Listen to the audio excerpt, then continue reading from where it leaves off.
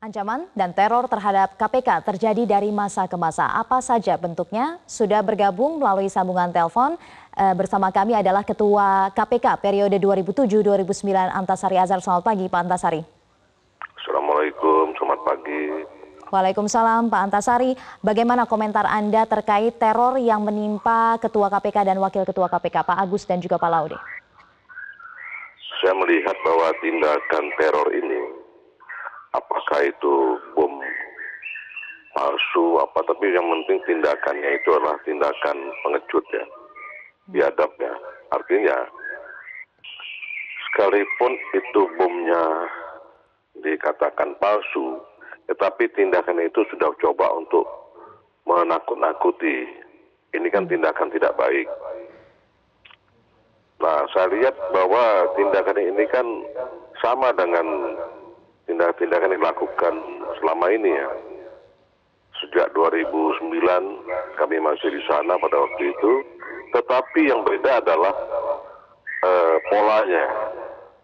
Kalau dulu masih pada tahapan yang SMS, yang mengancam untuk kita tidak melakukan tindakan-tindakan yang lebih terhadap pemberantasan korupsi. Dan itu bukan terkena kepada saya selaku Ketua KPK. Waktu itu juga dialami oleh saudara Johan Budi, selaku jubir. Dia pagi-pagi saya datang di kantor lapor, nunjukin ini Pak, lo SMS Pak, saya diancam. Karena terlalu banyak bicara di media. Saya katakan begini, Johan, ketika Anda berada di lembaga penegakan hukum, apakah itu KPK, Kejaksaan, Kepolisian, kondisi seperti ini potensinya akan terjadi. Karena tindakan kita ini kan membuat seseorang jadi ya kita mungkin kalau menindak korupsi kan melakukan tindakan upaya paksa, menahan, dan seterusnya.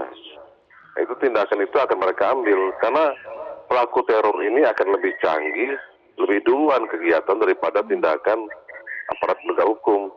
Oke, Pak Antasari, kalau yang kita lihat baru saja terjadi ini adalah dalam bentuk bom begitu. Anda katakan ada pola yang berbeda, artinya di periode-periode sebelumnya ini bentuknya berbeda, begitu ancamannya atau eksekusinya itu beda? Iya, jadi bentuk ancamannya berbeda. Kalau dulu ya masih batasan SMS ya, dan tindakan-tindakan yang ya semuanya itu teror. Oke. Tapi sekarang ini saya lihat sejak Novel Baswedan dan seterusnya mulai berani itu. Tidakkah kemudian Pak pengamanan yang dilakukan selama ini yang diberikan oleh pihak kepolisian dan lain sebagainya ini bisa memproteksi, artinya ini ada efek deterren begitu terhadap para pelaku teror yang akan melakukan intimidasi ini? Untuk masalah keamanan, kita dari awal dulu, sejak era saya juga sudah diberikan melekat keamanan ya. Keamanan melekat sudah diberikan, tapi begini masalahnya. Seperti saya katakan tadi, bahwa pelaku teror ini dia lebih canggih. Dia selalu membaca kegiatan kita. Nah, ketika suasana luang, di mana kira-kira? Seperti contohnya, di rumah Pak Agus Raharjo, rumah Pak Laude itu kan pagi kan, malah dini hari. Ketika orang sedang lengah, istirahat, aparat keamanan juga istirahat. Ya, Pak, lalu kemudian apa yang bisa dievaluasi dari apa yang sudah terjadi selama ini untuk kemudian ke depannya tidak membuat hal ini bisa terus terjadi dan terutama dalam tidak mempengaruhi penegakan hukum dalam hal pemberantasan korupsi? Karena saya kira sudah merupakan semacam protap dalam penegakan hukum bahwa tindakan penuntut umum, jaksa ataupun penyidik di KPK itu selalu koordinasi dan kerjasama dengan aparat keamanan dalam ini kepolisian.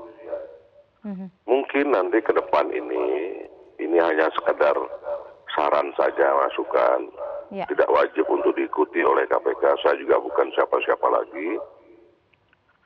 Mereka terus melakukan koordinasi, bentuk pengamanannya, mana saja yang harus diamankan. Itu harus terus lakukan koordinasi. Ya, koordinasi dengan siapa Pak? Bukankah itu selama ini juga sudah dilakukan atau masih belum? perlu ditingkatkan. Oke. Mhm. Intensitasnya perlu ditingkatkan. Mhm. Baik. Dan saya percaya keseriusan Kapolri, Presiden dalam hal ini, atensi terhadap pelaku teror ini kan cukup tinggi. Artinya Ya. KPK tidak akan pernah berhenti melakukan tugas karena teror. Baik. Terima kasih Pak Antasari Azhar sudah bergabung bersama kami di Metro Pagi Prime Time, Ketua KPK periode 2007-2009.